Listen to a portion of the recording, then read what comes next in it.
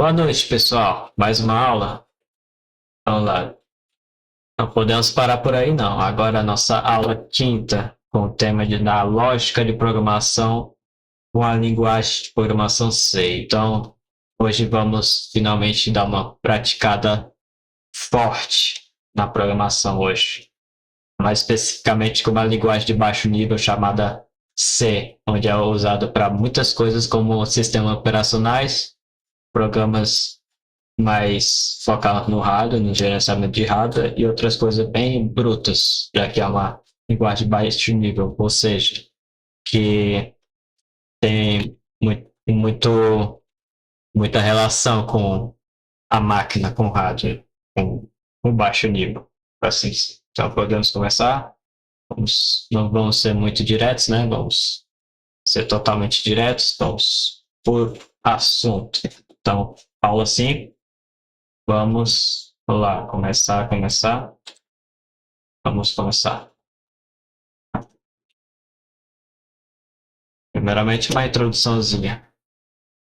Nessa aula, iremos nos aprofundar na lógica de programação junto à linguagem C, qual possui uma síntese um pouco menos agradável do que o Python na aula passada, abordada na terceira aula, pois ela se trata de uma linguagem de baixo nível, ou seja, uma linguagem mais próxima da linguagem de programação, como eu disse anteriormente. Porém, a linguagem de programação C se destaca por ser uma linguagem de uma linguagem estruturada de propósito geral, frequentemente considerada a mãe de muitas outras linguagens, como C++, Java e C Sharp.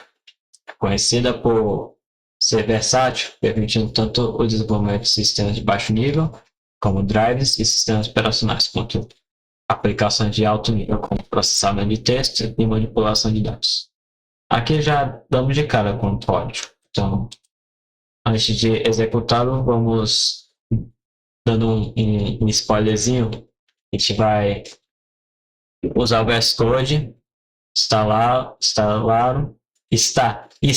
o VS Code e fazer outras coisas até a gente executar o código. Mas vamos dar uma resumida aqui nesse código. Ele pega uma biblioteca e aí ele executa uma impressão gráfica chamada Hello World. Então, resumidamente, esse é o jeito que a gente imprime na tela na linguagem de programação C. Um jeito bem confortante de começarmos. Então, é isso aqui que nos aguarda. Então, estejamos preparados. É isso aqui que nos aguarda. Vamos lá. Então, primeiramente, para começarmos bem, vamos começar com a história da linguagem, dessa linguagem. A linguagem C foi criada em 1972 por Dennis Richards nos laboratórios Bell, como uma evolução da linguagem B, que, por sua vez, veio da BCPL. Seu principal objetivo era reescrever o sistema operacional Unix, e antes era feito em Assembly. A reescritura do Unix em C marcou um avanço importante, pois tornou o sistema mais portátil entre diferentes computadores. Então a linguagem era focada no sistema operacional Unix, mais antigo do que o próprio Linux, que foi inspirado no Unix. Ele foi usado em uma evolução de outra linguagem chamada B. Então, naquela época, a linguagem de programação não tinha nomes muito interessantes, como Assembly. Mas hoje temos muitos nomes interessantes, tipo Rust, Golang e outros. Vamos continuar. Em 1978, o livro The C Programming Language, esse daqui que está aqui em cima, de Kernel e Richards, ajudou a popularizar a linguagem. Esse livro ficou conhecido como KRC. Mais tarde, em 1989, o padrão ANSI C foi criado para unificar a linguagem. Foi seguido por outras versões, como C99, C11 e C17, cada uma trazendo melhorias. Então, naquela época, era um jeito de atualizar a linguagem, para assim dizer. Então, tinha uma atualização e aí aqui ó, vamos fazer a segunda, terceira edição. Aqui é a segunda edição desse livro e vamos deixar a linguagem atualizada com todos os detalhes necessários para se programar. Resumidamente, vamos continuar aqui. Foi uma história breve e com o criador e tal. Vamos continuar. Então, para se desenvolver um código, a gente precisa ter essas três qualidades aqui necessárias ao escrever o código, que é a correção, design e estilo. Já vamos explicar. Já eu vou explicar um pouco. Ao escrever o código, esperamos que uma pessoa utilizará um software baseado nesse código. Ela espera que este software possa resolver seus problemas, otimizar sua rotina. Se o software apresentar muitos problemas, a pessoa tende a perder a confiança nele e optar por um concorrente. Podemos considerar as seguintes qualidades ao escrevê-lo, que é a correção, o design e o estilo. São três coisas que são muito importantes ao escrever o código, porque senão se a pessoa ficar muito confusa com o código, a estrutura não funcionar, a pessoa só se descarta o seu código, entendeu? Sua aplicação, não quero mais saber de você. Aí vai para o seu concorrente. Aí você fica perto do seu dinheiro. Voltando aqui, vamos começar com a primeira qualidade, a correção. Se nosso código funciona corretamente, conforme planejado, então está funcionando? Ótimo! Já é um avanço. O seu design, uma medida subjetiva e quão bem escrito nosso código é. Com base em quão eficiente, elegante ou logicamente legível ele é, sem repetição desnecessária. Ou seja, seu código está funcionando, parabéns, mas você realmente sabe como ele está funcionando, você entende o que está acontecendo durante a aplicação desse código, é uma coisa a se notar também. Não é só saber se funciona ou não. Tem que entender para aplicar as coisas e deixar elas mais bonitinhas possível para, quem sabe, uma próxima atualização. Estilo. Eu estou na frente. Calma aí. Tirar eu daqui. Bom, esteticamente formatado, nosso código é em termos de indentação consistente e outra colocação de símbolos. A diferença de estilo não afeta a exatidão ou significado do nosso código, mas afeta o quão legível é visivelmente. Então, sim, ele é elegante e tal, mas tem que ter um entendimento, uma frase de quão bem dá para significar ele. Então, como eu disse, o design, né, ele pode ser bonito, estruturado, mas ele tem que ter o estilo de saber exatamente como ele funciona. Resumidamente. Vamos para o próximo. Agora, sem mais papo, a gente vai visitar o VS Code e baixá-lo. Que, como aulas passadas, o VS Code é um ambiente integrado no qual a gente utiliza ele para codar, fazer o código. Então, aqui uma breve introduçãozinha dele. Para começar a escrever nosso código rapidamente, usaremos uma ferramenta que será utilizada nesta aula e muitas outras diversas. O Visual Studio Code, ou VS Code, nós chegamos. Um ambiente de desenvolvimento integrado que inclui programas e recursos para escrever o código. Temos aqui dois tipos de sistemas operacionais para instalar. Então, se você tiver no Windows, que provavelmente é mais provável, temos aqui um caminho aqui para acessar e outro aqui para acessar pelo Linux. E curiosamente é o meu. Mas eu consigo baixar sem precisar dessa escrita toda de código. É só para ter uma curiosidade dele. Mas aqui vai o meu jeito de baixar o VS Code, estando no Linux, mais precisamente Big Linux, uma distribuição brasileira. Vamos lá, de pesquisa, né? VS Code. Vai aparecer a primeira página e vamos apenas clicar. Aqui para mim vai aparecer tanto a versão de linux.deb.rpm para baixar. Eu uso uma distribuição baseada em Manjaro, mas a minha consegue também baixar em distribuições baseadas no Ubuntu e no Debian.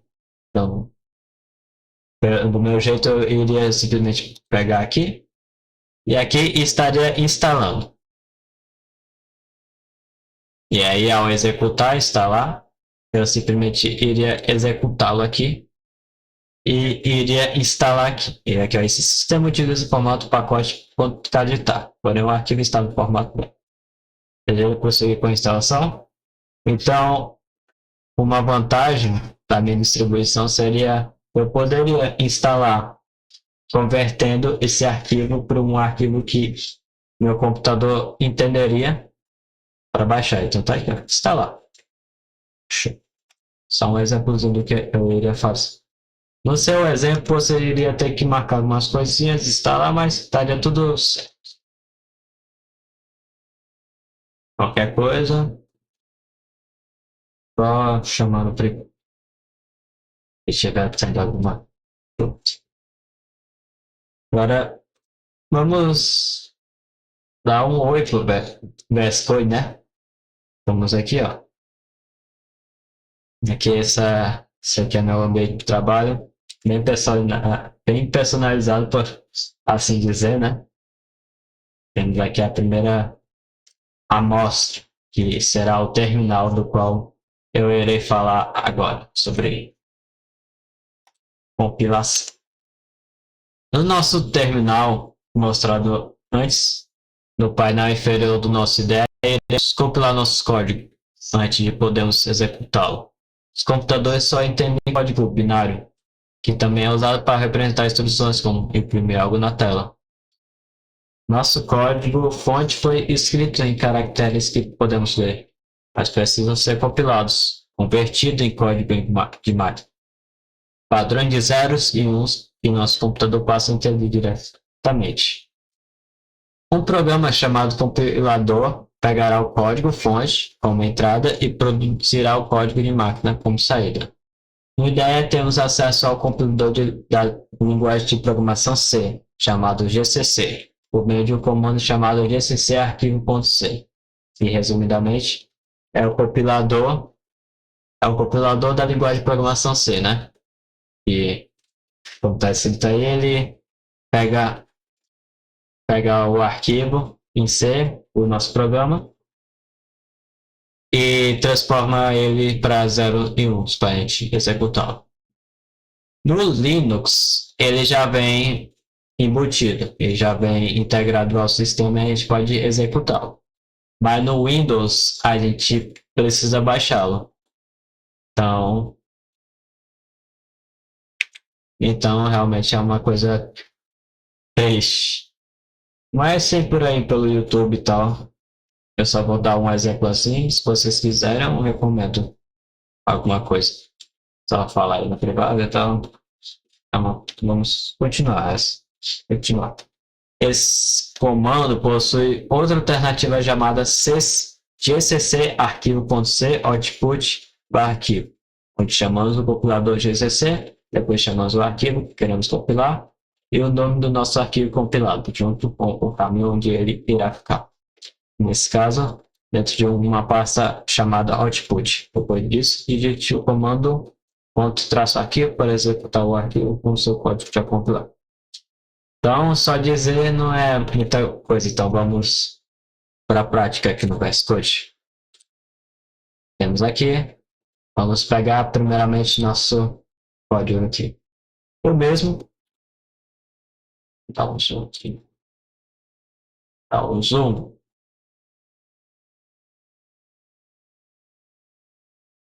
E Ctrl, aparência, ampliar, para vocês verem melhor, né? Temos aqui o nosso código em seja pré-feito que eu tinha feito. Então, essa é a forma, como eu disse antes, de printar o nosso código na tela. Não sei. Muitas coisas serão explicadas, mas primeiramente vamos mexer com o nosso terminal para compilar esse código. Então vamos lá. Primeiramente a gente chama nosso compilador, chamado CC. Depois escrevemos o nome do nosso arquivo, chamado hello. E aí depois botamos "-o" para compilar, para dizer o que queremos fazer. Pois a gente bota aonde será que vai ser compilado, ou seja, a gente vai transformar em arquivo num arquivo.exe. E aonde será estar? Vai estar na pasta output, o qual já está aqui, e com o nome hello. Mas antes eu vou deletar isso aqui porque eu já tinha testado. Aqui está. Agora note que ele vai aparecer de novo, né? Então, hello. Olha, ele apareceu. Então pode, vamos ver. Isso aqui, ó. O arquivo não é recebido no editor do texto porque é em binário. Usa uma codificação de texto não suportada. Então realmente, agora o nosso código foi transformado em código de máquina. E meu Senhor amado, isso que é o que o nosso ideia é mais se equivale ao o que é código de máquina. Então, era para ser tipo uns zeros e uns e tal. Mas esse daqui é o nosso código, traduzido para código de máquina. Então, só essa coisinha aqui virou essa coisa.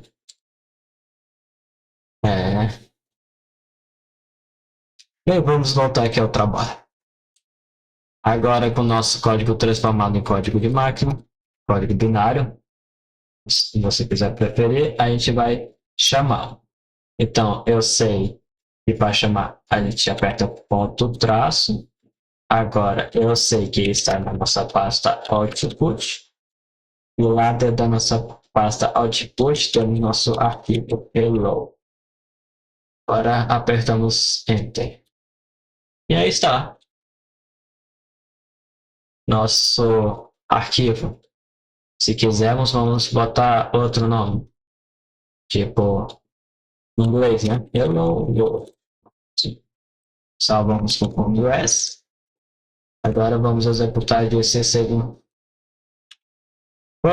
E agora, se a gente executar nosso código binário, vai dar hello world.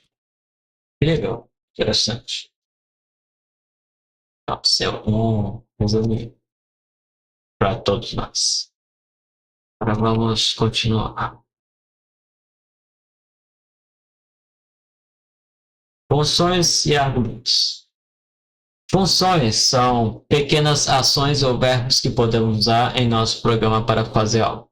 E as entradas para funções são chamadas de argumentos. Por exemplo, em C, a função de imprimir algo na tela é chamada de print, como eu disse antes, com F significando texto formatado. Em C, passamos os argumentos com parâmetros, como print hello world. As aspas duplas indicam que queremos imprimir as letras hello world, literalmente, e o ponto e vírgula no final. E o ponto e vírgula no final indica o fim da nossa linha de código. Então, simplesmente, se você ficar pensando o que o meu código não está funcionando, o que não dá certo, e quando você vê aí era só um ponto e vírgula faltando, né? Nessa daqui temos esse mini probleminha. Em Python a gente não tinha, né? Mas é isso que dá uma linguagem muito de baixo nível, mas temos um grande poder em nossas mãos, pelo menos. Faz que ele goste. Vamos falar agora das tipos de funções. As funções também podem ter dois tipos de saída. os efeitos colaterais, como algo impresso na tela, e os valores de retorno. Um valor que é passar de volta ao nosso programa que podemos usar ou armazenar para mais tarde. Só que aqui está nisso. Eu errei aqui para ver como tá Bias. Mas, resumidamente, diferente dos efeitos colaterais, da expulsão de efeitos colaterais, que a gente simplesmente impressa algo na tela, por assim dizer, como a gente falou hoje, os valores de retorno são algo que vem do usuário, como se fosse quando você bota o seu nome de usuário e a sua senha. É uma coisa que o computador está esperando para receber de você para continuar o sistema, por exemplo. Você vai botar seu usuário, papapá, e o seu nome. Então vamos voltar com mais exemplos aqui. Para continuar, a gente vai falar sobre bibliotecas que vão ser muito úteis para facilitar a nossa vida. Principalmente uma chamada Biblioteca CS50, no qual a gente vai utilizar a fins acadêmicos para facilitar o entendimento desta aula. Mas, resumidamente, as bibliotecas são coleções de código pré-escrito, funções, classes, módulos, que estendem as funcionalidades básicas de uma linguagem. Elas são reutilizáveis, economizam tempo e esforço, e evitam reinventar a roda. Utilizaremos durante nosso percurso uma usada para meios acadêmicos, com o objetivo de mostrar conceitos de forma didática, com foco na lógica de programação.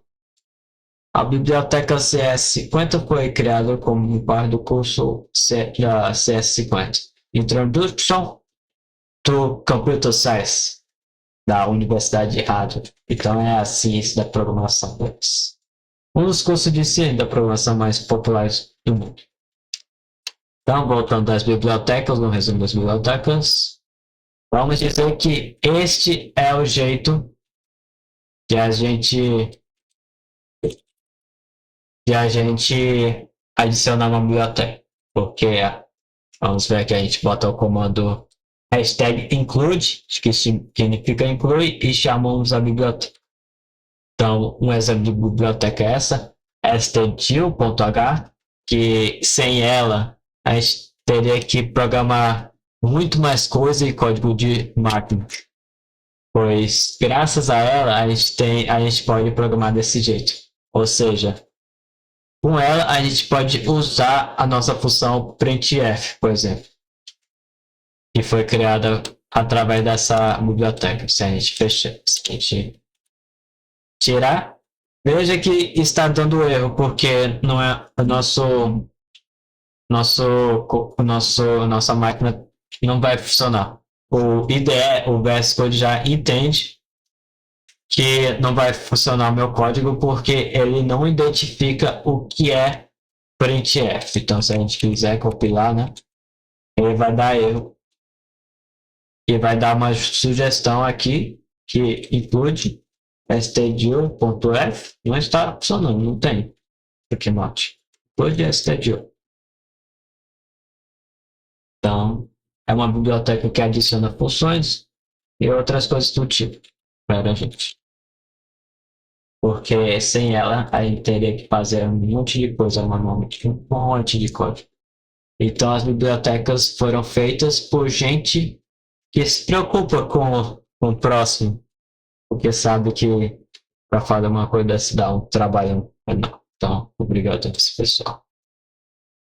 Então, agora aqui está um tutorial de como instalar a biblioteca CS50, pois ela não vem diretamente da sua máquina. A gente vai ter que adicionar a nossa biblioteca para a nosso sistema da nossa máquina para usá-la, pois por padrão ela não vem embutida com a linguagem de programação C, porque, é claro, ela é uma linguagem de percurso acadêmico, focada para meios acadêmicos e exclusivos da CS50. Mas é distribuída para qualquer uma pessoa utilizar. E essa qualquer pessoa é a gente.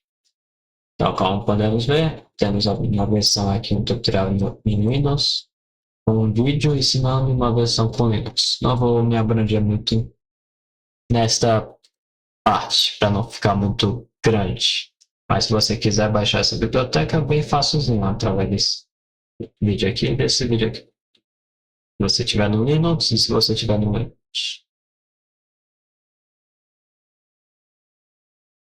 Agora, continuando sobre a biblioteca CS50, vamos utilizar uma função que vem junto com ela, que é a função getString.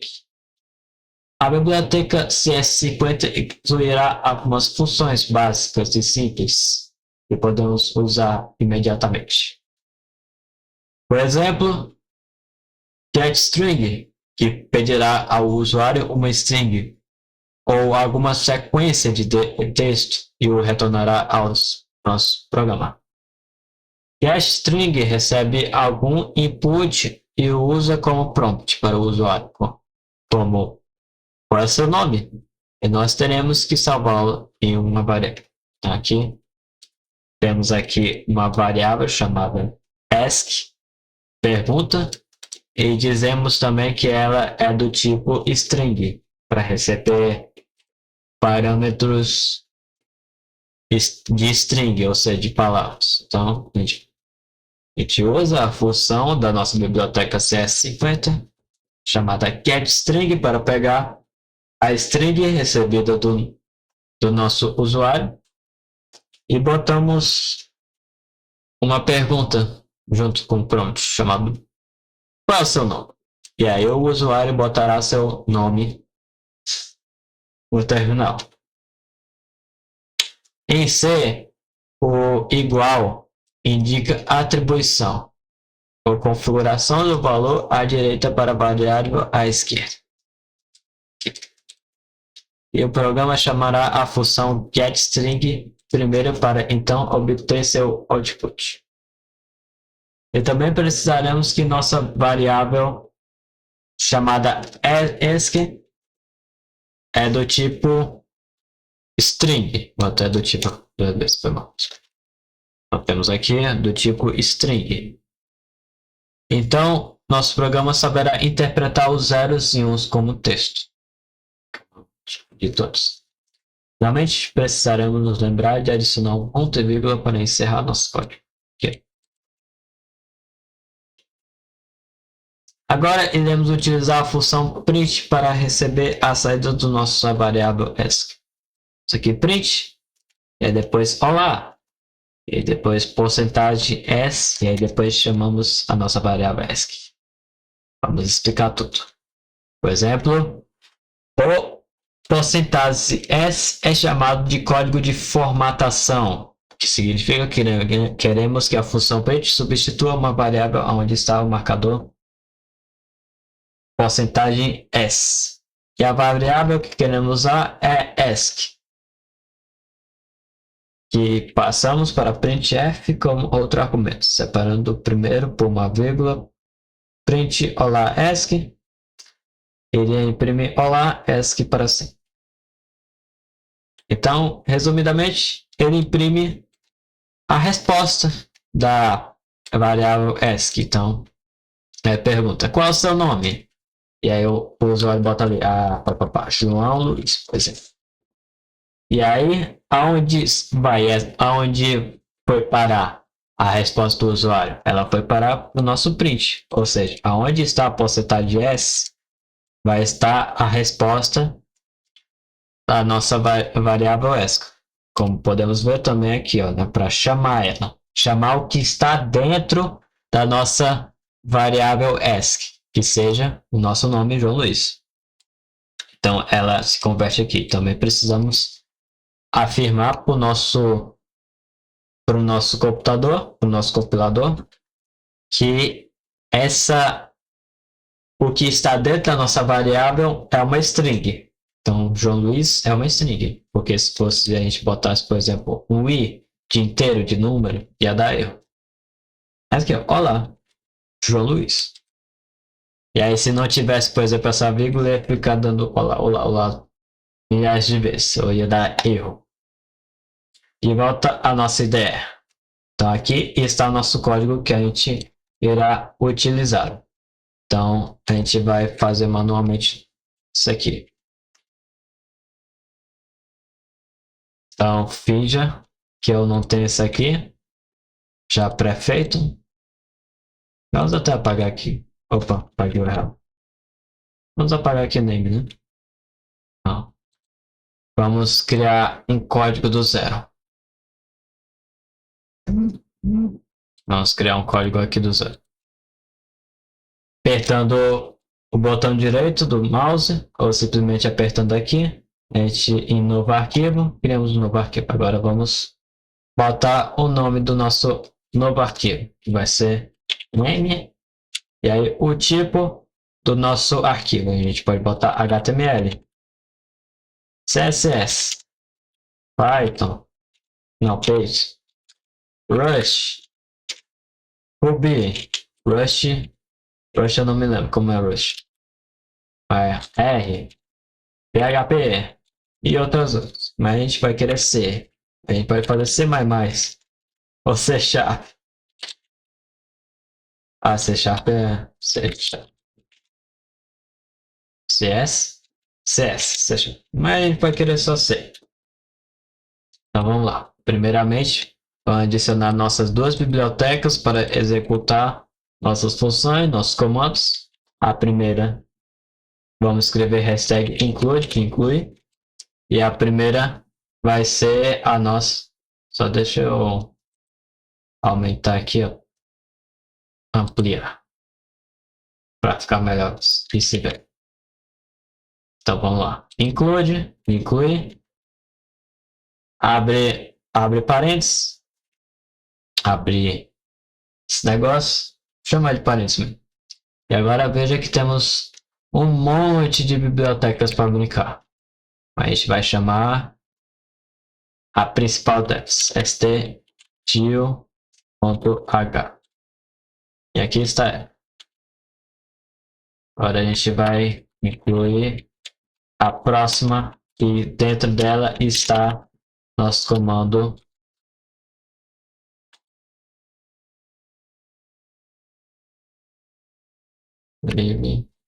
calma aí, eu esqueci o nome da biblioteca. cs50.h. cs50. Está. Para chamar nossas duas bibliotecas, podemos começar nosso código.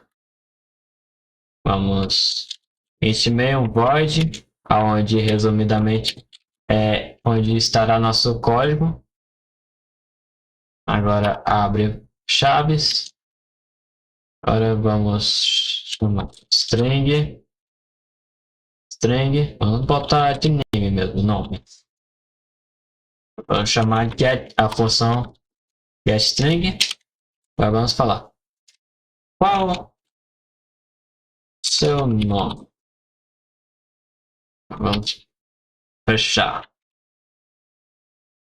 Agora aqui embaixo, vamos printar. Vamos botar olá.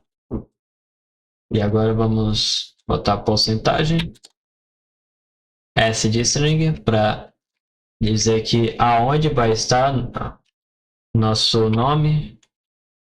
E aqui vai ser a nossa variável.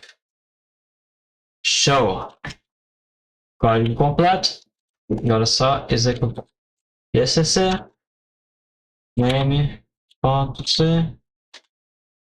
Uma coisa a se lembrar, pessoal, é que ao compilar o nosso código com essa biblioteca CS50, ela precisa ser executada junto no compilador, ou seja, CS50 menos LC50 para o compilador entender que vamos executar os códigos da biblioteca CS50. Porque ele não vai entender, ele vai dar um erro. Ele não vai entender o que é getString, resumidamente. Ele não vai entender o que é xstring e vai dar erro. que ele não reconhece. Então, ao botar LCS50, vai dar certo. Mas não vamos botar agora para ver qual erro que ele vai dar. Então, aqui, ó. Na função main, aqui, né? Na função main, que é onde estará nosso código, ele não entende undefined reference to getString, ou seja, ele não entendeu o que é getString. Então agora, sabendo disso, vamos agora botar LSC50 de o L de Library, biblioteca. Agora veja que ele não deu erro, né? Show. Vamos escrever clean para fechar. E agora vamos executar nosso VCC. Ponto traço. Output. Name. Aonde mesmo? Tá aqui. LCS50. Será que aí vai ter que executar junto também? Isso aí. Ah! Verdade, a gente não pode usar o compilador. É só o ponto traço. Foi mal. Agora, vejamos aqui, ó. Qual o seu nome? Vamos botar aqui. João Luiz. Agora, olá, João Luiz. Então, vejamos que em vez de olá, porcentagem S, ele deu meu nome, né? Que é onde está armazenado a variável name. Então, quando ele perguntou qual é o seu nome, eu botei João Luiz, e aí sim, a variável pegou o nosso string, nosso nome, e aí botou na nossa função printf de imprimir. Resumidamente, é isso que fizemos e ficou massa. Vamos continuar. Precisamos dizer ao computador para incluir a biblioteca CS50 com include cs50.h, como eu disse, para que possamos usar a função getString. Também temos a possibilidade de escrever o código usando um estilo que favoreça intuitivamente, já que poderemos nomear nossa variável de resposta com qualquer coisa, mas um nome mais descritivo nos ajudaria a entender sua finalidade melhor do que um nome mais curto, como A ou X. Então a gente era totalmente livre de trocar o nome da nossa variável por X. Mas você entenderia o que X representa? Então, como eu botei aqui, a gente botou só não.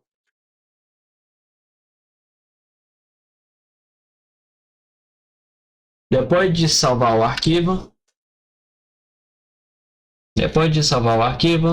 precisamos recompilar nosso programa com gcc arquivo.c, esse daqui que foi usado anteriormente, pois a opção "-lcs50" diz ao compilador para linkar ou ligar seu programa com a biblioteca CS50, já que alteramos apenas o código-fonte, mas não o código de máquina compilado. Outras linguagens ou IDEs podem não exigir que recompilemos manualmente nosso código depois de alterá-lo. Mas aqui temos a oportunidade de ter mais controle e compreensão do que está acontecendo nos bastidores. Então a gente aqui no VS Code a gente tem opções de fazer automaticamente. Eu posso dar até um exemplo aqui. Se a gente quiser manualmente, a gente pode botar o comandozinho para compilar. Mas vamos supor que você tem as extensões corretas e já configurou para compilar automaticamente. Então, você aperta aqui, compile run. E funciona. Só que o meu não processa a biblioteca, a função getString, pois ele não entende ele não tem configurado o menos LCS50 para entender. Mas se a gente fosse botar o hello, que não precisa da biblioteca, ele vai automaticamente entender. Aqui está. Rápido, prático e fácil.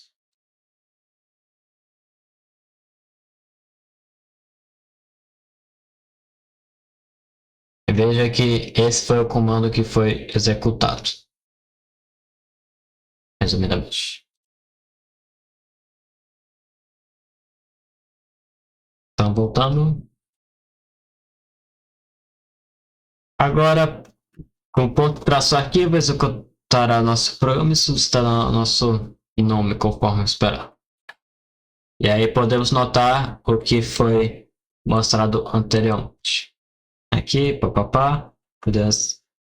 E aí podemos adicionar uma nova linha para a saída do nosso programa, de modo que o próximo prompt esteja em sua próxima linha, com o traço N. Então, vamos botar mais uma coisinha no nosso código, que será o traço N, que ele, por assim dizer, ele é um parágrafo, uma queda de parágrafo, para a gente botar as coisas. Vemos que não tem aqui, né? Então,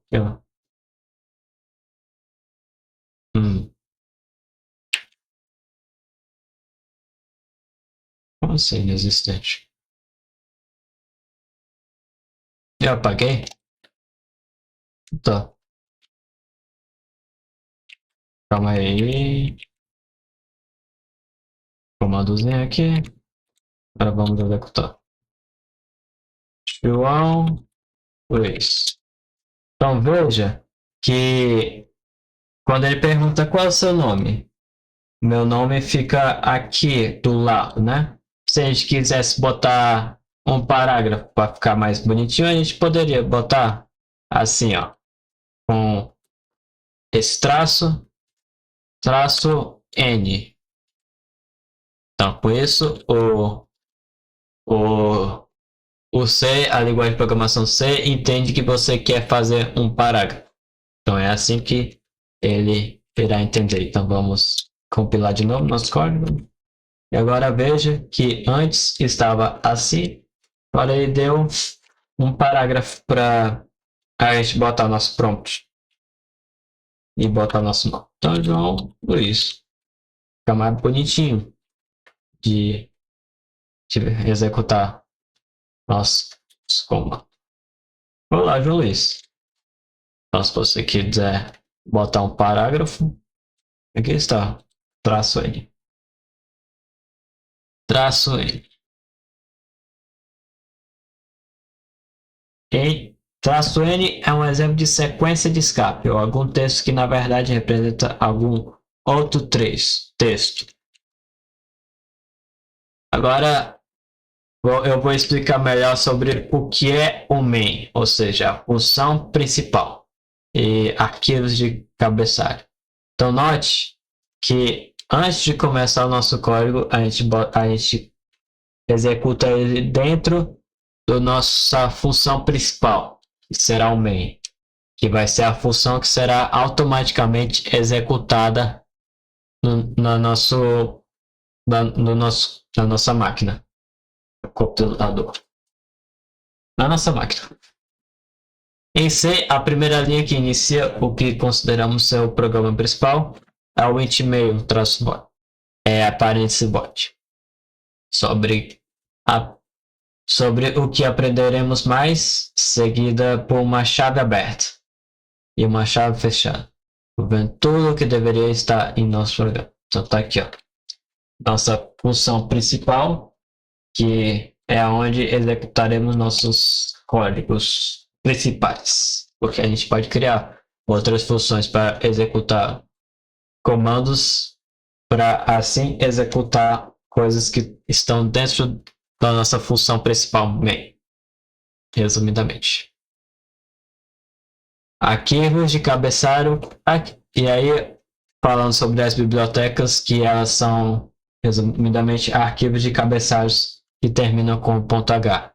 É por isso que as bibliotecas a gente bota um ponto H no final, pois são arquivos com códigos que se referem a algum outro conjunto de código, como uma biblioteca, como eu disse antes, podemos usar no nosso programa.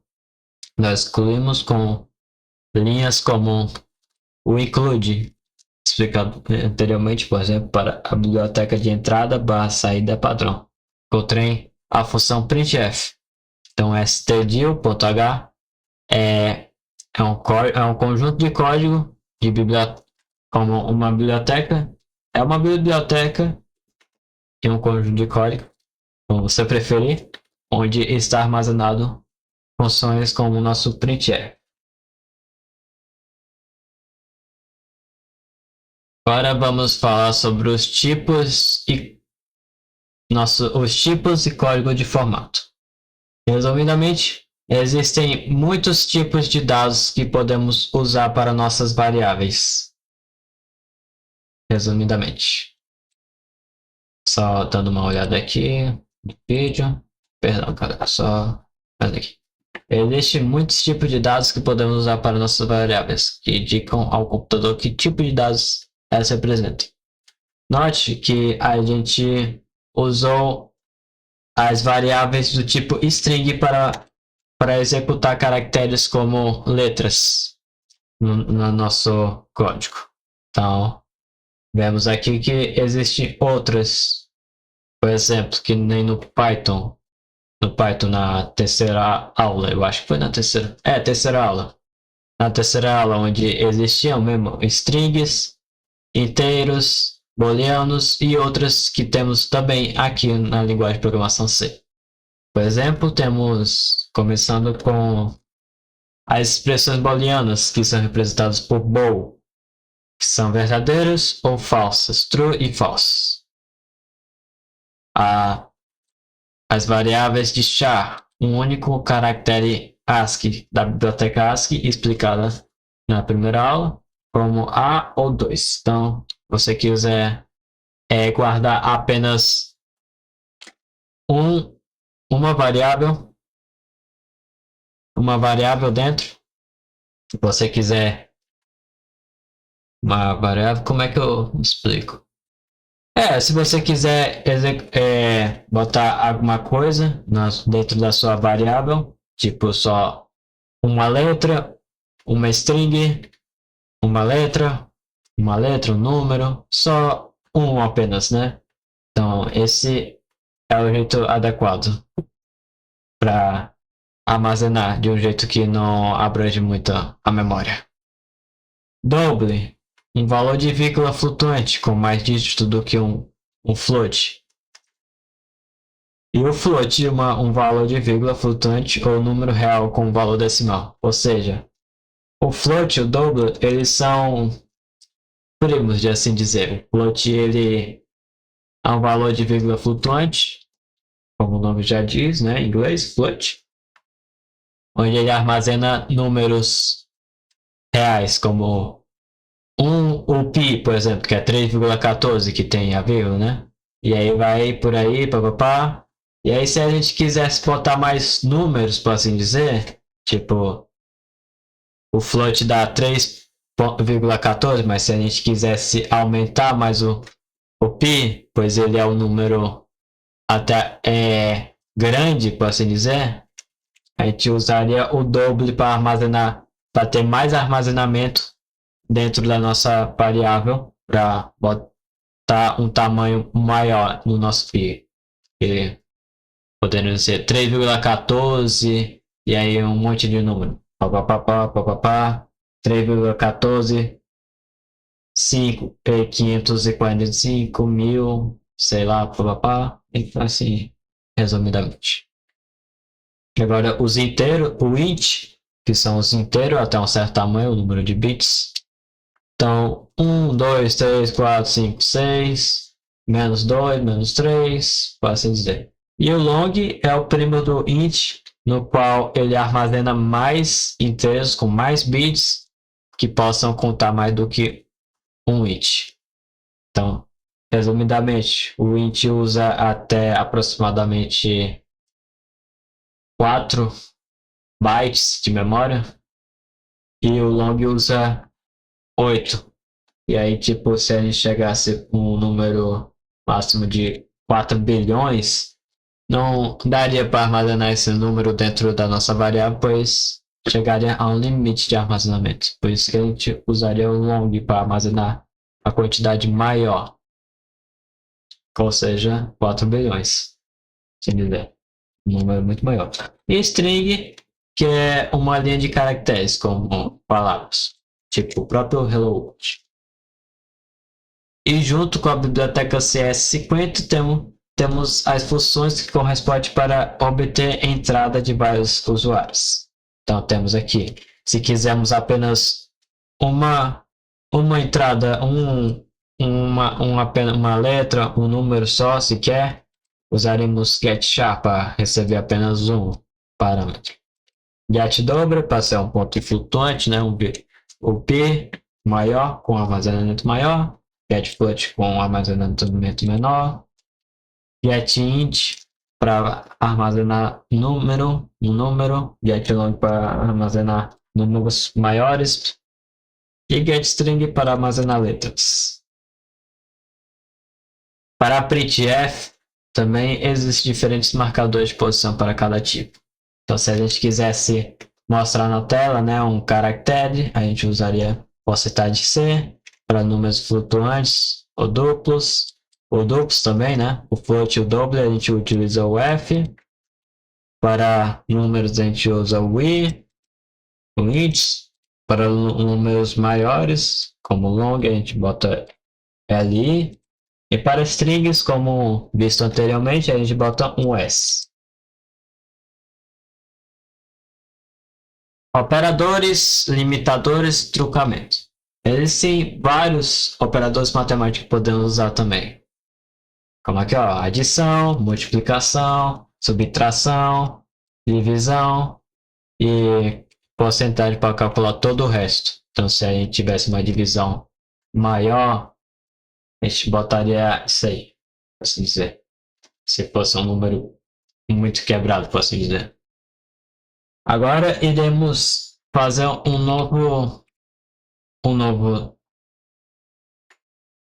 programa com ActionC. Então, para simplificar nosso tempo, eu vou dar só um Ctrl+C, Ctrl+V e vamos mostrar mais adiante o que se trata. Então, pode ver, já está aqui, né?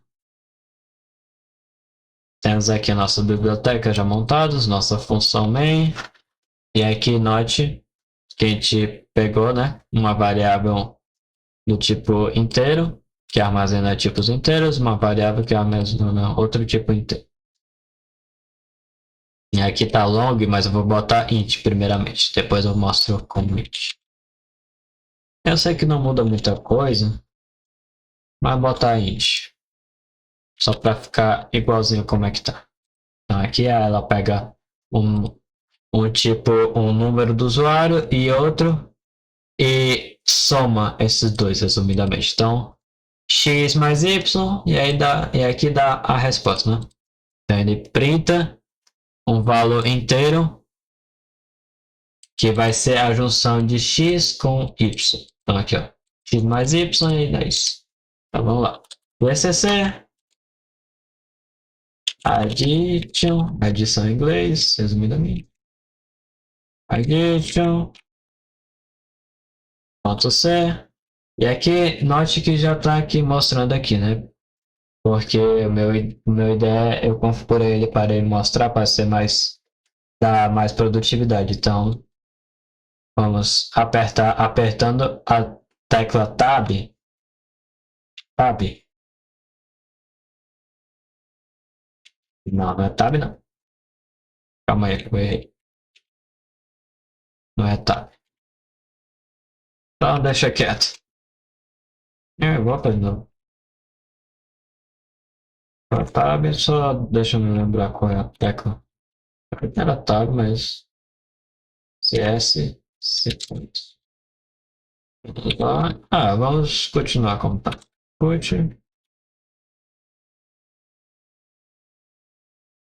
Não é Tab não, Fabrício, eu errei. É até a setinha para a direita para funcionar. Então, apertando Enter, ele executou. Agora vamos put, traço, addition, aperta a seta para a direita. Vamos executar. Agora ele bota, né? Ele pergunta aqui o X. Vamos dizer que ele é 45 e Y 32. Então, X 45 mais 32, X mais Y, vamos ver no que dá. 77. Então, resumidamente, é isso que o nosso código faz. Vamos voltar para o slide. Vamos incluir arquivos de cabeçalho para bibliotecas que iremos usar. Então, vamos chamar getString para obter inteiros do usuário, armazenando-os em variáveis nomeadas x e y. Em seguida, em printf, imprimiremos um espaço reservado para um inteiro, que é a porcentagem de, seguida por uma nova linha com traço N, que eu vou chamar ele de parágrafo, por assim dizer, que é um parágrafo que a gente faz, né? Uma quebra de linha. Eu acho que parágrafo estava errado, não sei. Depois eu vejo. Vai ser a quebra de linha, por assim dizer. Agora vamos batizar traço N de quebra de linha, por assim dizer. Então, por uma nova linha com a quebra de linha. Aqui queremos imprimir a soma de x e y, vamos passar em x mais y para printf, para substituir na string. Foi o que está aqui, né? Que é o que está aqui. Vamos salvar, executando o gppapaz, comando aqui, terminal e depois esse comando aqui para ver o nosso programa funcionando. Se digitarmos algo que não seja inteiro, veremos get pedindo inteiro novamente. Se digitarmos um número muito grande, como esse número gigante, get nos alertará novamente. Então, e uma vez que os inteiros podem ser positivos ou negativos, o maior valor possível. Não. Aqui, ó. Então, vamos mostrar isso na prática, então, antes de continuar. Então, vamos executar de novo. Então, vamos botar. E aí? Note que ele nos pedirá de novo a nossa resposta. Ele quer porque quer um número. Então, vamos agora dar um número gigante para ele. Se é número que ele quer, então é número que ele vai ter. Note que agora ele repete de novo, pedindo números. Então, eu dei um número para você. O que você quer? Então, note que o int, os inteiros têm um limite de números. Então, só isso. Então, vamos botar aqui e dar soma. E agora a gente vai usar o long para dar uma finalizada, dar um upgrade no nosso armazenamento.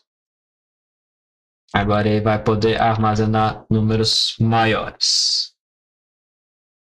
Agora ele vai botar em vez de LI. Pronto, tudo encaixado. Deixa eu executar. Agora vamos botar um número gigante. Outro número gigante.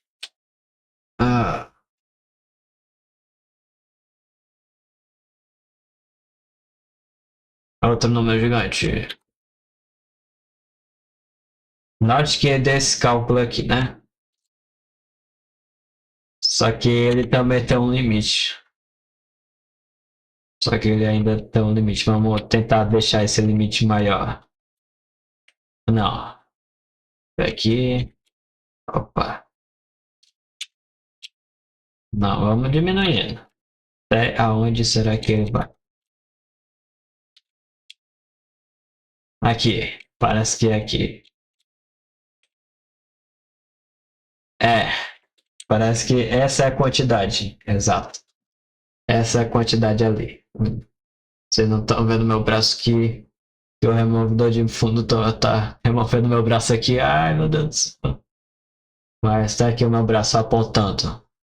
Na minha câmera normal ele realmente está apontando. Mas como pode ver, minha mão está sumindo. Agora mesmo no meu corpo. Vamos pegar ela de volta. Abra de Sésamo. Só uma brincadeira com vocês. Show. Ai, ai, ai. Então, uma vez que os itens podem ser positivos ou negativos, o maior valor positivo para um índice só pode ser cerca de 2 bilhões. Um valor negativo mais baixo de cerca de 2 bilhões negativos, para um total de cerca de 4 bilhões de valores totais. Então, podemos mudar nosso programa para usar um tipo long, como usamos anteriormente.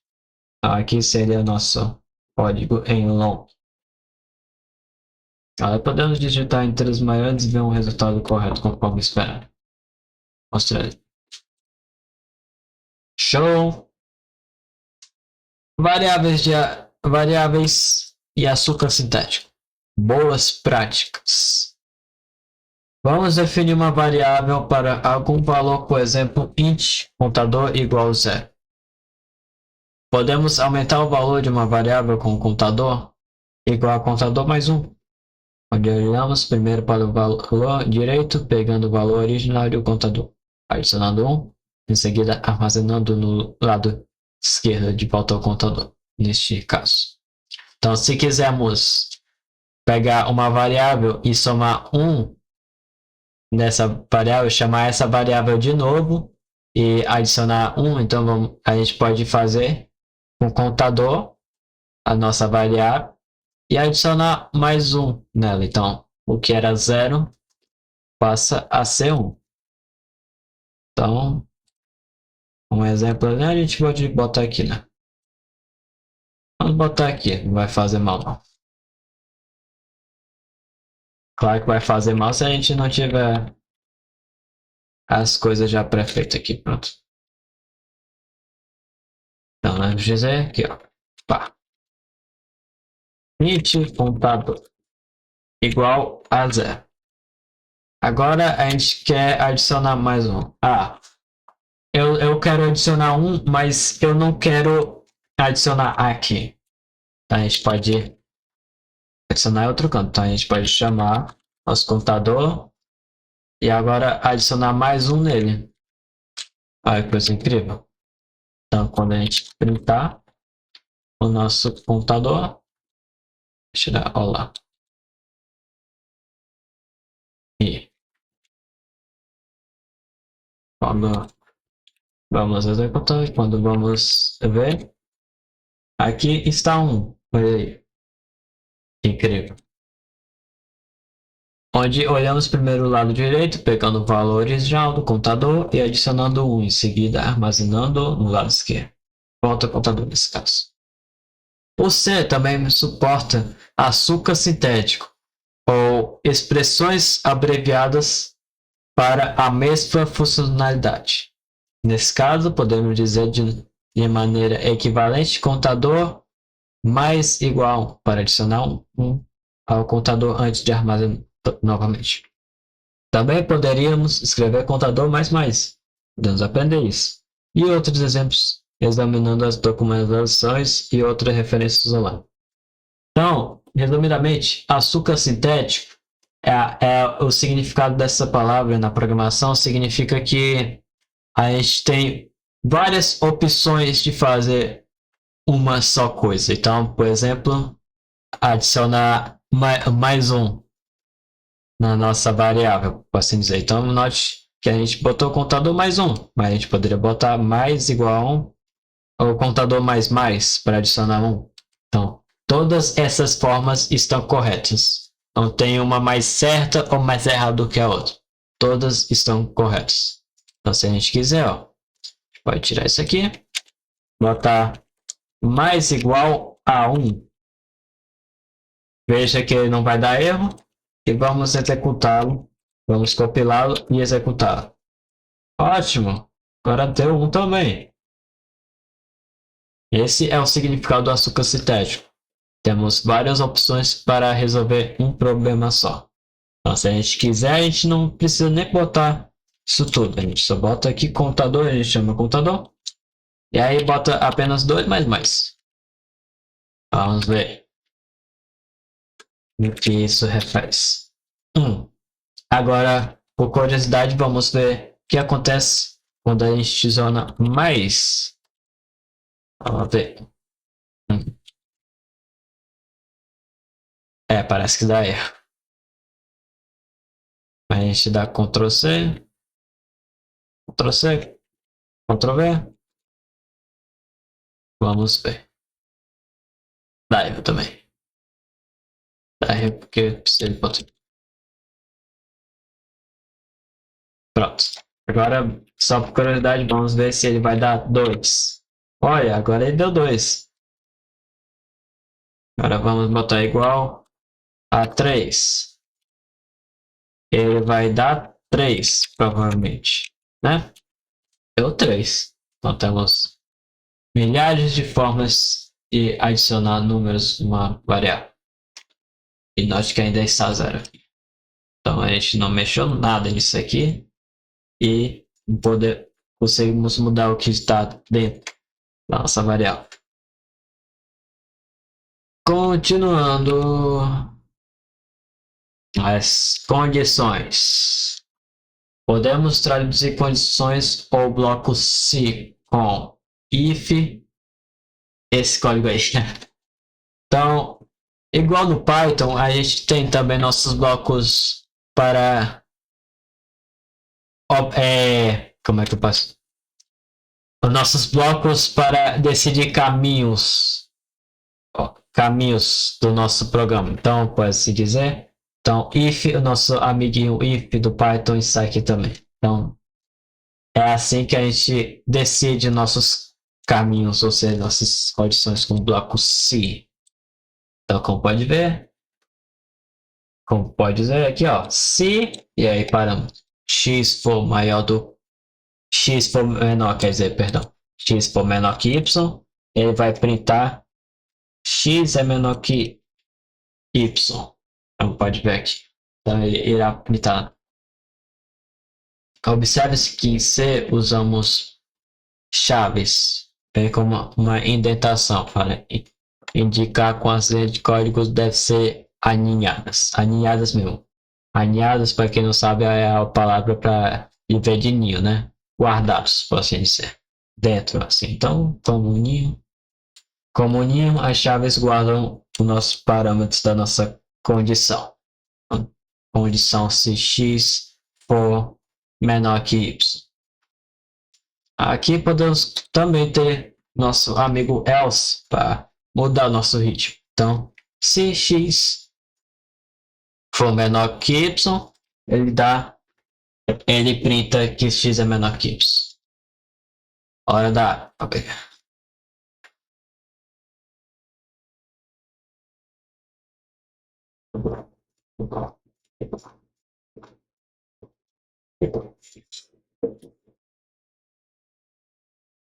Acaba não é de ferro, né?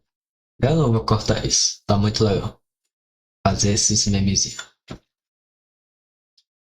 E aí, com o else, que é se não, né? Se no caso não, se x não for menor que y, ele dá isso aí. Ele printa, ele impressa o que está dentro de printf, que é x não é menor que y. Então, se por acaso nossa variável x for maior que y, ele vai pela alternativa do else, se não. Se, else. E até mesmo se não. Então, else é se. É porque em inglês faz mais sentido isso, né? Então, no caso, se não. Else e else é um negócio de português aí. Então, mesmo se não. Então, ó. Se x for menor que y, ele vai por essa condição. Se não, se y for maior que y, ele entra nessa condição aqui. X é maior que y. Se não, se x for igual a y, ele executa que x é igual a y. Observe para que comparar dois valores em C, usamos dois iguais, dois sinais de iguais. E logicamente não precisamos de esse x dois iguais y, né, na condição final, já que esse é o único caso recente, então podemos apenas dizer contrário com else. Então esse daqui é o mesmo código, só que em vez de else aqui, só botamos a última condição que poderia ser, né, que é x é igual a y. E aqui está o nosso código que a gente irá usar em condição. Então, para facilitar a nossa vida, Ctrl+C, Ctrl+V. E vamos botar vamos criar, na verdade. Apertando a tecla direita do mouse, novo arquivo, condition. Não sei se é assim, então bora falar condição, que ele não entende se for condição. Ctrl+V, e aqui está nosso código. Ixi, está muito grande, calma aí. Só para dar uma diminuída. Aqui está o nosso código. Só deixar ele menorzinho aqui para caber na tela.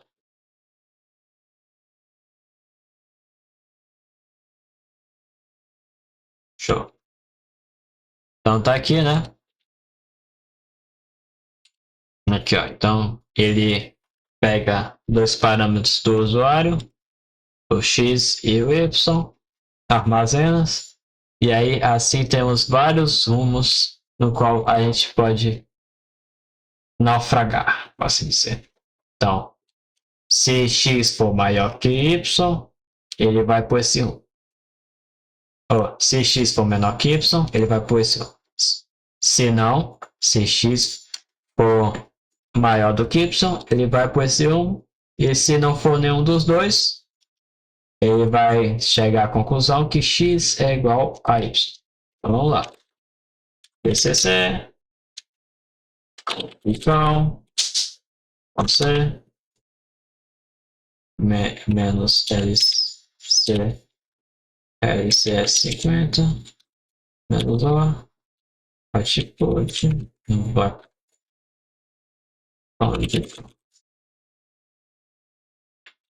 Agora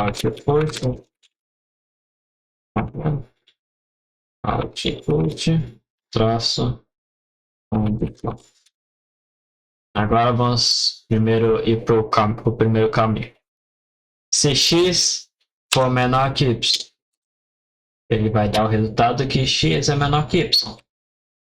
Executando de novo. Se x for maior que y, x é maior que y. E se por acaso, se x for igual a y, ele dá x é igual a y. Então temos três caminhos para seguir no nosso código. Exatamente. Show! Opa, voltei tudo sem querer.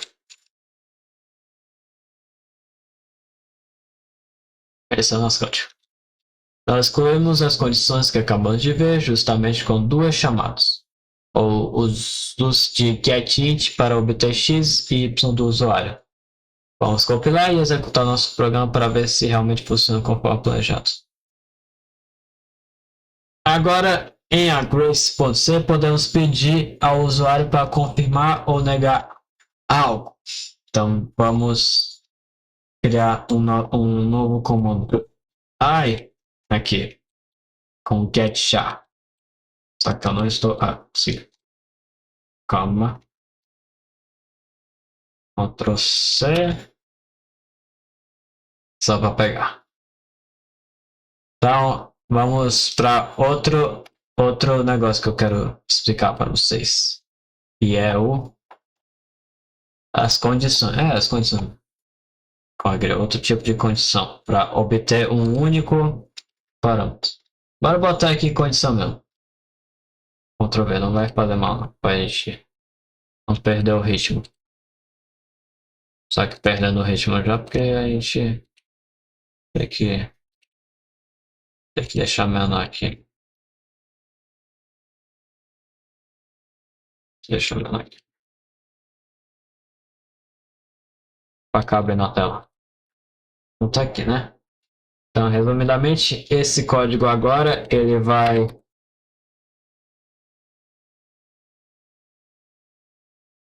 get chat. É get char. Escrevi errado, ó. Get char. Então, resumidamente, esse comando, ele vai pegar apenas um, um caractere do usuário e vai dar uma condiçãozinha. Então aqui, ó, get char para solicitar um caractere do usuário, se ele concorda, sim ou não. E aí temos aqui, ó, note que temos dois parâmetros para seguir, tanto para seguir no concorda e não concorda, que é o S maiúsculo e o S minúsculo. Sim, eles são diferentes. Note que aqui é o código binário 83, é variável. Aqui é a variável 115. Aqui é armazenado 115 e 83. Daqui não é o código binário que eu sei que é diferente. Mas note, resumidamente, que eles não são iguais. Então, executando. Você concorda? Não. Eu não concordo. Você concorda? Você botar sim, ele vai repetir para perguntar se eu concordo, porque ele só recebe um caractere. Sim, concordo. Se eu quiser usar S maiúsculo, ele vai também entender, mas se eu quiser apenas usar ele, vamos dizer que eu quero usar o I comercial duas vezes, porque esses traços aqui, eles são usados para ser tanto um, tanto o outro. Então, se for tanto S ou tanto S maiúsculo, minúsculo, ele vai executar o código. Mas se eu botar comercial, ele significa que tem que ser um e o outro. Os dois têm que estar certos para executar o código. Então, provavelmente, calma aí que eu vou compilar. Provavelmente ele vai dar um loop infinito. Ou ele simplesmente vai dar erro. Ele vai sair do negócio, porque o comercial, diferente do traço, ele significa que os dois têm que funcionar para ir para essa condição. Então, traço. Então, resumidamente, traço significa se o meu usuário botar S ou S minúsculo, ele vai executar o código. Mas se for comercial, se o meu usuário, então o negócio fica diferente, porque assim, se meu usuário botar S maiúsculo e S minúsculo, ele executa. Então não é ou, aí vai para I, ele vai para I de O. Então essa é a diferença de traço, dois traços e dois comercial.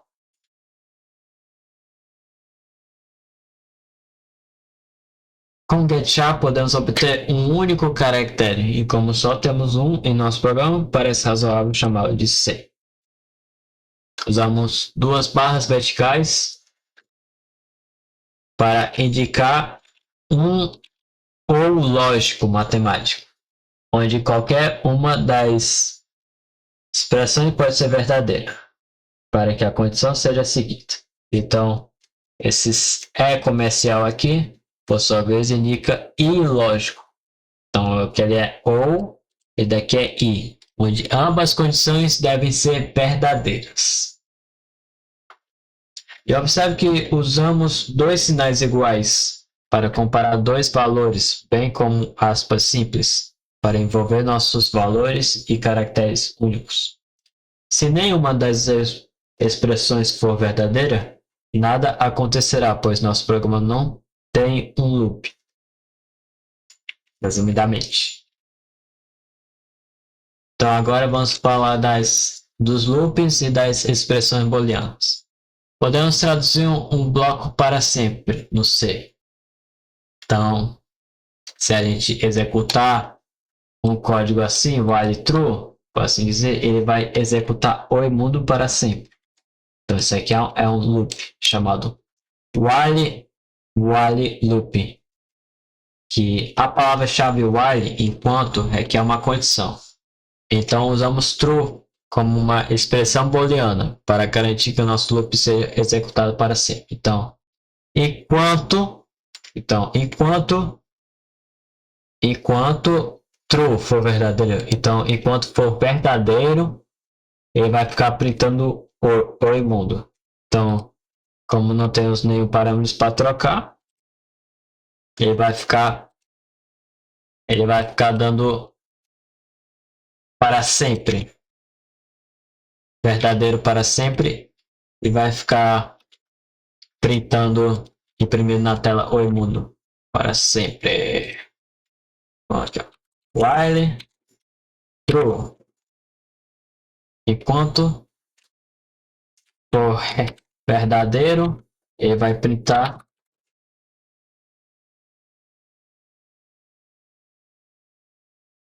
o imundo. Aqui está.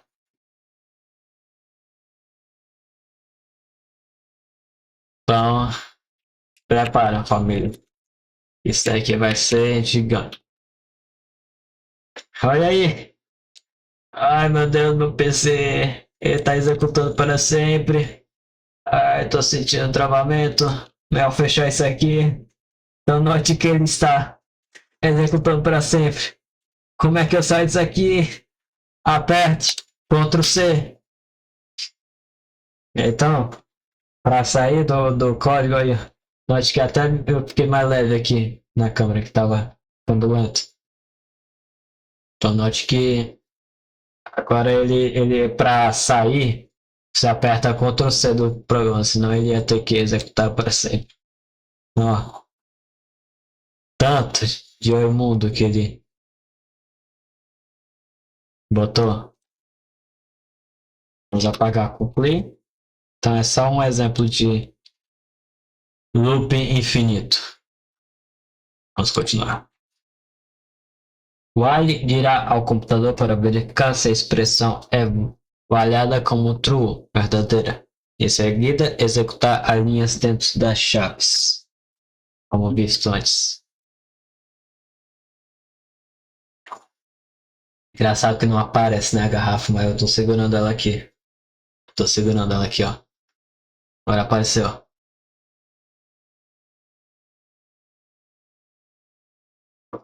Sumiu de novo e apareceu.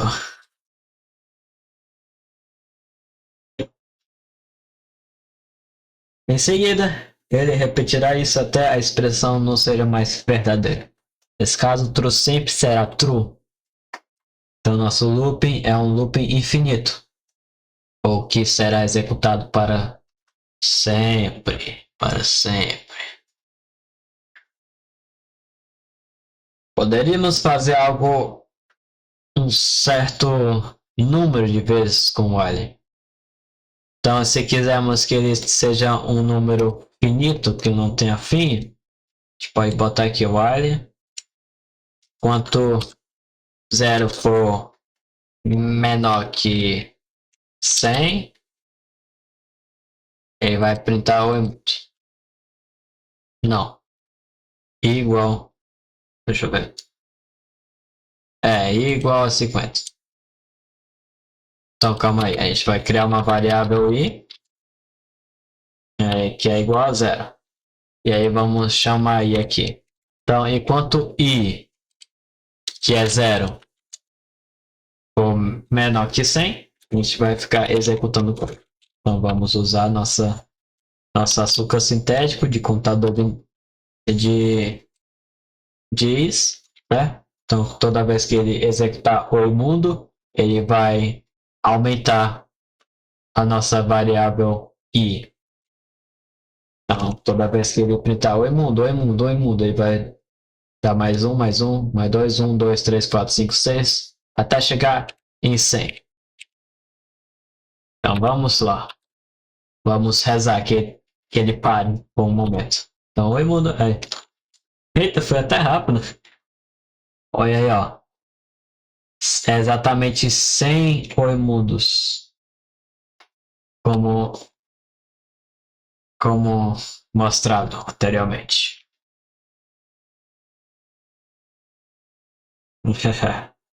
Você pode botar isso para o seu.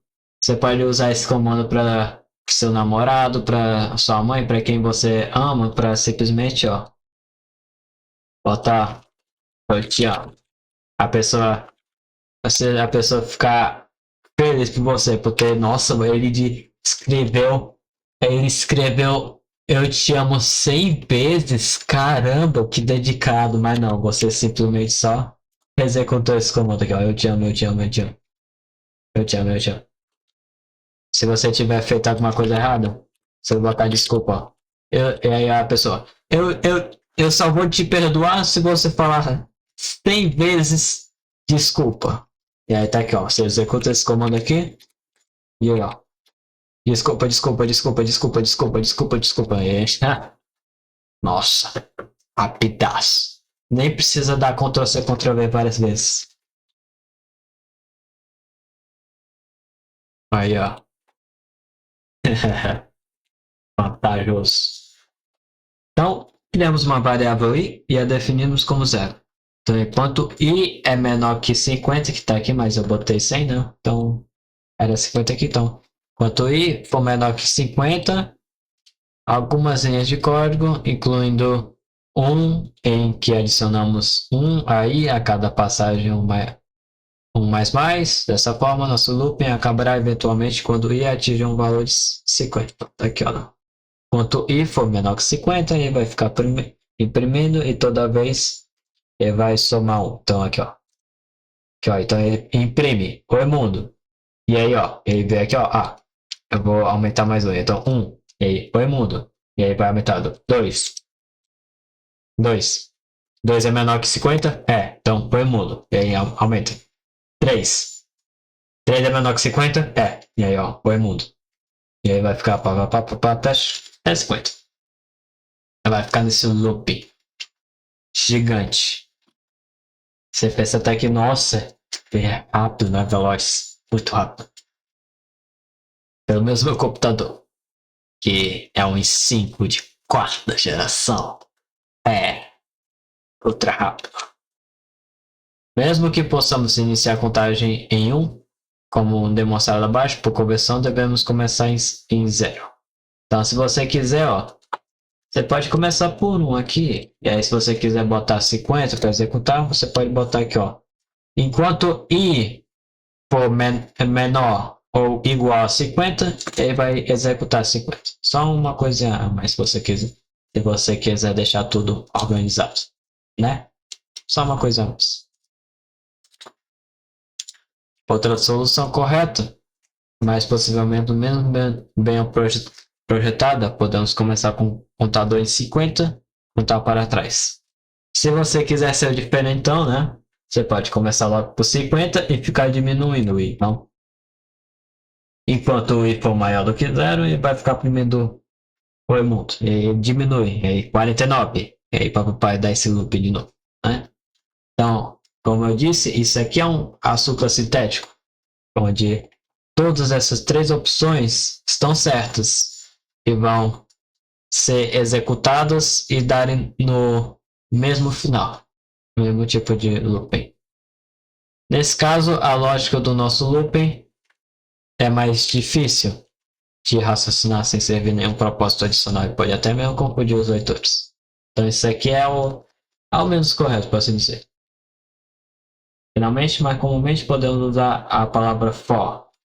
Então, se a gente quiser outro jeito de fazer, né? Porque a gente não precisa do while, do enquanto.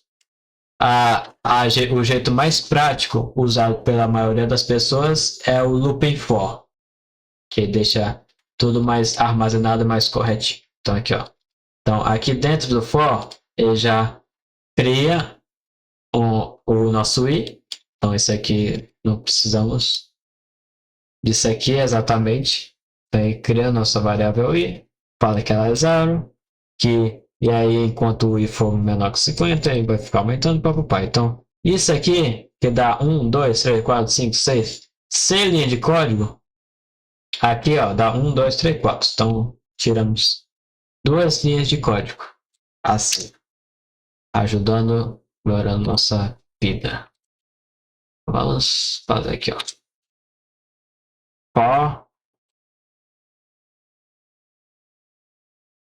For. Calma aí. For. Para int. Quanto aqui? Calma aí. Para i, que é igual a 0. E enquanto i for menor que 50. E vai aumentando. E aí, vamos botar as chaves. Printf. Olha lá. Show. Show. Tá aqui, ó. Então, a mesma linha. A gente cria nossa variável i. E falamos que enquanto i for menor que 50, ela vai ficar processando. E vamos ficar aumentando toda hora. Então, vamos lá. Copiar esse de novo. Lá. Então, mesma coisa de sempre. Puro açúcar sintético. Novamente, primeiro criamos uma variável chamada i e aí definimos como L, ou L como 0. Em seguida, verificamos que i é menor que 50 toda vez que alcançamos o topo do looping. Antes de executar qualquer código interno, se essa expressão for verdadeira, executamos o código interno. Finalmente, depois de executar o código inteiro, usamos i++ para adicionar 1 aí. O loop se repete. O loop do tipo for é mais elegante do que o loop do tipo while. Nesse caso, uma vez que tudo relacionado ao loop está na mesma linha, e somente o código que desejamos realmente executar múltiplas vezes está dentro do loop. Observe que para muitas dessas linhas de código, como condições do tipo if e loops do tipo for, não colocamos um ponto e vírgula no final. E é assim que a linguagem C foi projetada muitos anos atrás. E uma regra geral é que apenas as linhas para ações ou verbos têm ponto e vírgula no final. Então note que aqui não tem ponto e vírgula, porque só as que têm ações e verbos. Então isso aqui é uma ação, posso dizer, não tem ponto e vírgula. Isso aqui é uma ação, não tem. Não precisa de ponto e vírgula. Esse é o motivo. Por isso aqui não tem ponto e vírgula, isso aqui tem ponto e vírgula. Agora, a abstração. Podemos escrever um programa que imprima miau 3 vezes. Então, miau, miau, miau, miau aqui, né? Miau, miau, miau. Então, isso aqui eu não vou me abranger muito porque é só um exemplo de como usar um looping também. É uma abstração de vários jeitos de imprimir miau, miau, miau 3 vezes. Então, tá aqui, ó. Podemos imprimir nossa primeira versão, miau, miau, miau, miau. Poderemos usar um looping for para não ter que copiar e colar tantas vezes. Então aqui, ó. Enquanto i for menor que 3, aí é miau, miau, miau, miau, miau. Então, Então, note que se você prestar atenção, ele vai imprimir 9 vezes a palavra miau, miau, miau, miau. Podemos mover a linha printf para a sua própria função, como nossa própria peça de quebra-cabeça. Aqui agora a gente vai prestar mais atenção, pois a gente pode criar nossa outra função. Então veja que temos nosso main aqui, e aqui em cima a gente cria outra função chamada miau, na qual vai imprimir miau, e aqui vamos chamar nosso miau miau, nossa função miau, nossa função miau. Aqui. Vamos mostrar no código. Vamos mostrar no código para ser mais fácil de ver.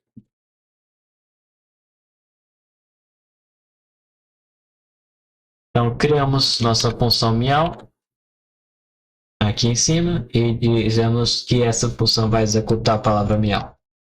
Já aqui dentro a gente criou nossa main, a nossa função main, a nossa função principal, e aqui fizemos nosso looping for, no qual vai executar a nossa função miau. Então ela vai executar a nossa função miau 3 vezes aqui. Então vamos dar uma olhada aqui para ver se está tudo certo. E aí, ó, miau, miau, miau, miau. Miau, miau, miau, miau, miau, miau, miau, miau, miau, miau, miau. Normalmente e normalmente. Definimos uma função miau acima da nossa função principal, main. Mas convenientemente, nossa função principal main deve ser a primeira função em nosso programa. Então precisamos de mais algumas. Então, se você quiser um jeito mais limpo, bonito para se escrever essa mesma função, a gente pode usar isso aqui. Isso daqui. Que eu irei explicar também. Então,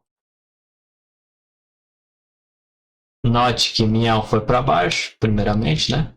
Só que ele é chamado aqui em cima. Ele ainda é chamado aqui em cima. Então, um jeito de o nosso a linguagem de programação se entender é que a gente precisa chamar a nossa função primeiro aqui para ela saber que ela existe.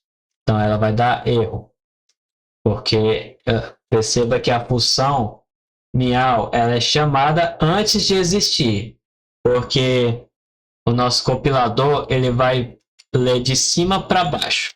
Então ele não vai saber que miau existe. Então ele vai ver, ó, ué, que função é essa que o cara me dá aqui e ela não existe. Então ele só vai dar erro antes de chegar aqui embaixo. Ele não quer nem saber se realmente existe. Ele não viu, tá sendo chamado, então não deve existir. Então é por isso que a gente chama aqui em cima. Então ele vai dar aqui, ele vai ler aqui, e aí, opa, vai ter uma função daqui a pouco. Então ele vai guardar essa informação e aí ele vai descer, descer e aqui, ó. Eita, então é aqui que essa função vai ser chamada. Então ele vai saber que essa função existe. Então ele vai continuar procurando. Então é aqui que está a nossa função miau. Então é aqui que ela está esse tempo todo. Então ela vai saber. Então é como assim a gente falasse, ei, a nossa função tá aí, viu? Então tá aqui, ó. Então ele vai fazer e dar tudo certo, resumidamente. Então, a gente mais organizado de deixar as coisas. Porque o padrão, o main sempre vai ser a função principal, né? Porque é o nome, é a função principal. Então, é um jeito de organizar nosso código.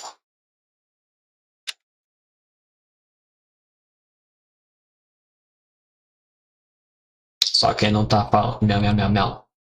Só que ele não tá dizendo miau. Calma aí. Porque ele não tá retornando miau. Ué.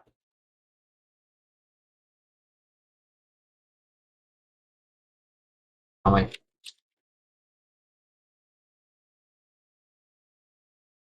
Não tá me. É porque como era zero ele não ia executar. Então vamos botar aqui, ó. Vamos pedir para ele falar miau 5 vezes. Miau, miau, miau, miau. Show! Show de bola! Show, tudo massa, tudo jóia, tudo legal.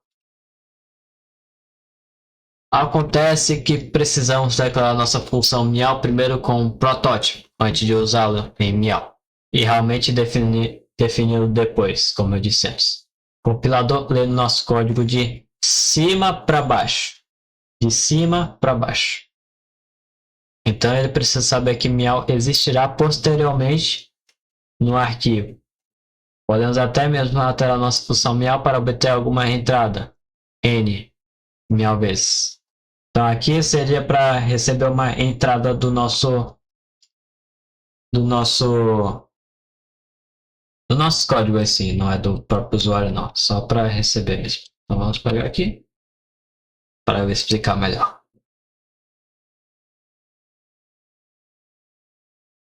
Vou organizar tudo aqui.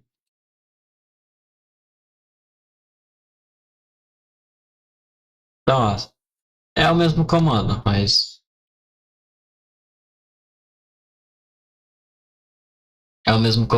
a gente vai aqui, ó, para dizer aqui que a função miau vai receber um parâmetro n, que vai ser igual a 3. Então ele vai, que a gente quer que ele execute 3 vezes, assim por assim dizer, nosso miau.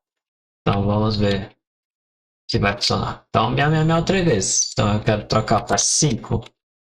Ele vai executar miau, miau, miau 5 vezes. Eu acho. Tirar esse aqui, pra...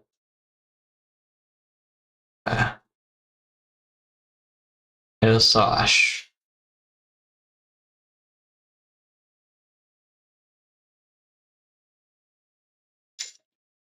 Calma aí. N. Acho que agora tá correto. É aqui, ó. Miau, miau, miau, miau 5 vezes. Então perdoe-me se esse código está errado. Então vamos mudar aqui. Perdão, Fabrício, esse código está errado aqui. Ai, meu Deus do céu, vou ter que descer tudo. Ai. Ai, spoiler não. Spoiler. Aqui. Vamos botar N. Então, quanto I for menor que N, ele vai continuar executando. Show. Tá aqui, ó. Eu quero que agora execute miau 10 vezes. Vamos lá. E aí, miau, miau, miau, miau, miau, 10 vezes.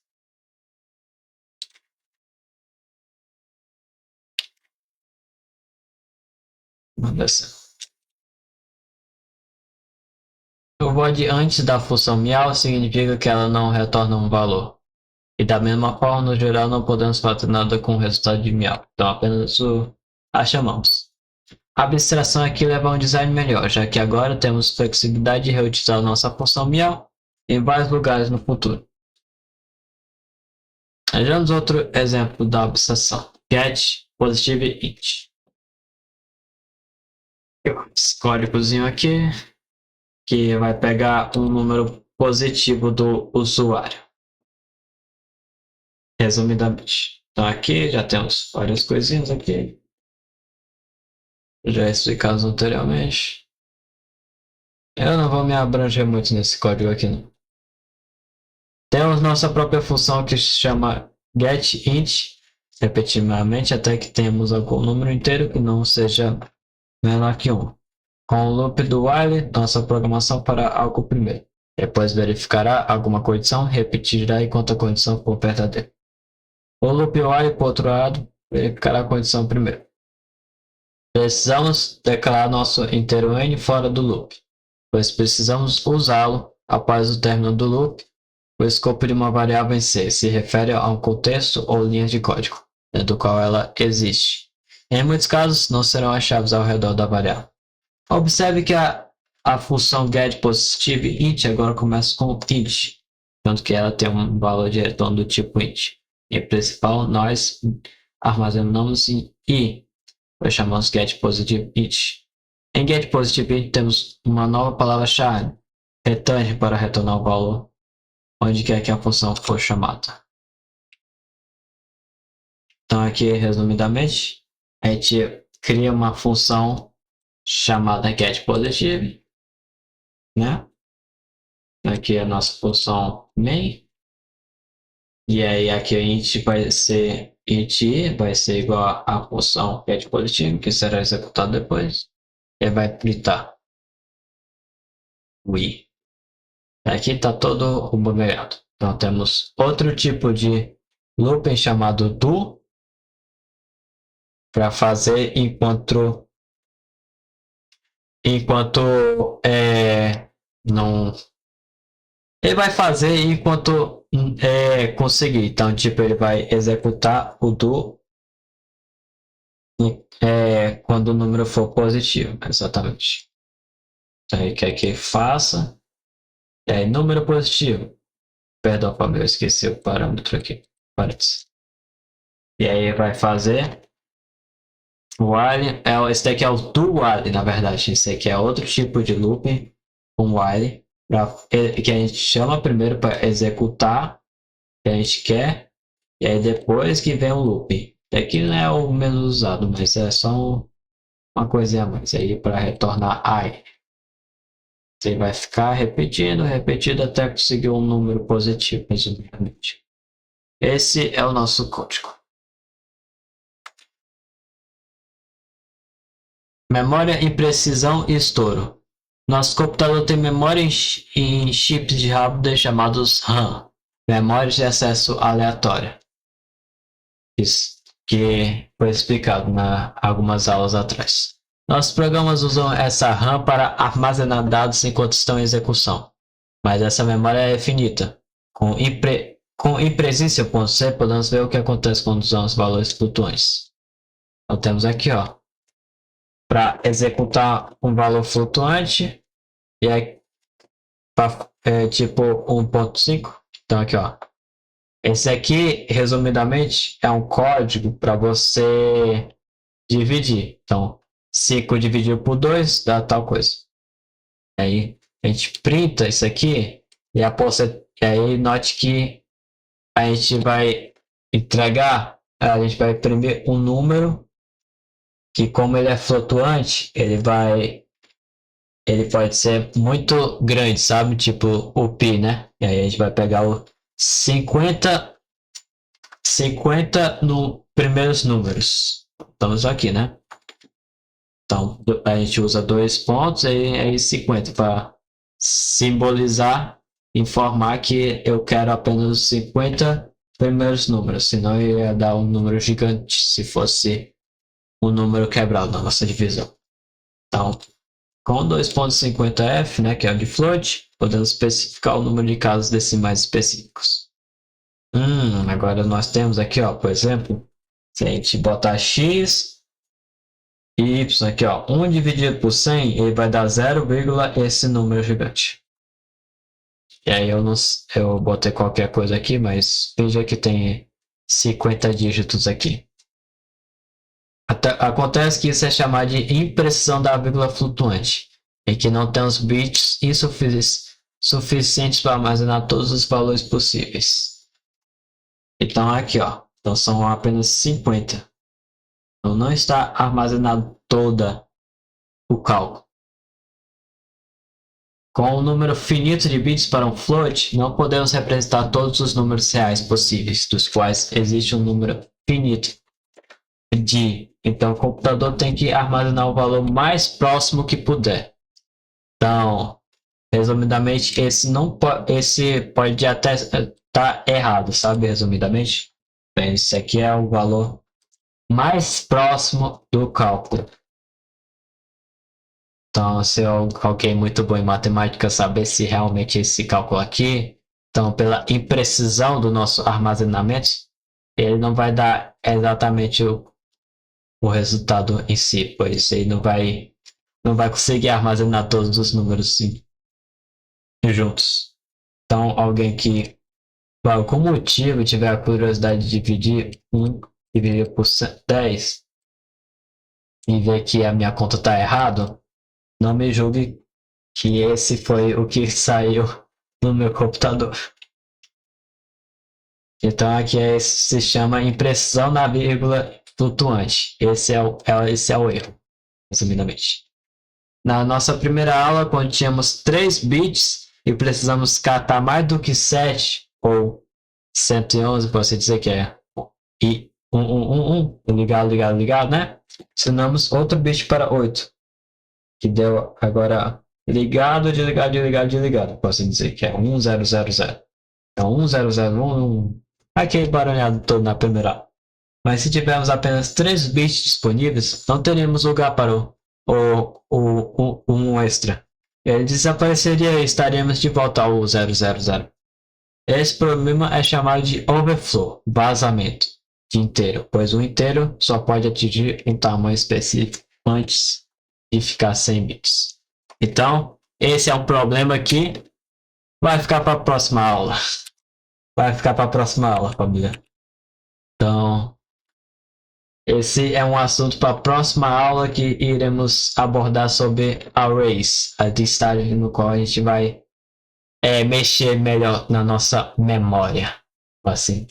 E continuando com a programação em C, isso daqui foi a base da nossa programação. E se você quiser continuar aprendendo sobre a programação, a fundamentação da programação, sua lógica e tal, eu recomendo esse livro.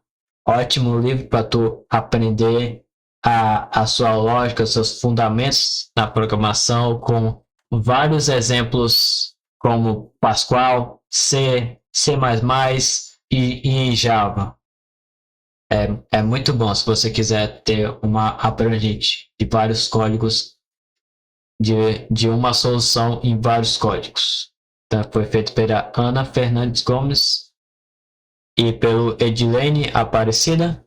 Ela é essencial na introdução à lógica de programação e tem a estrutura de chaves como if, else e outros que não foram mencionados. Também temos loopings também como for, while do while. Então tá, aqui está o link para quem quiser. Organização de dados com arrays, que vai ser falado na próxima aula. A linguagem de foco. Então é isso. Obrigado a todos por estarem aqui em mais uma aula comigo e agradeço a todos. Bebam água, fiquem com Deus e fui. Falou, até a próxima aula. Tchau.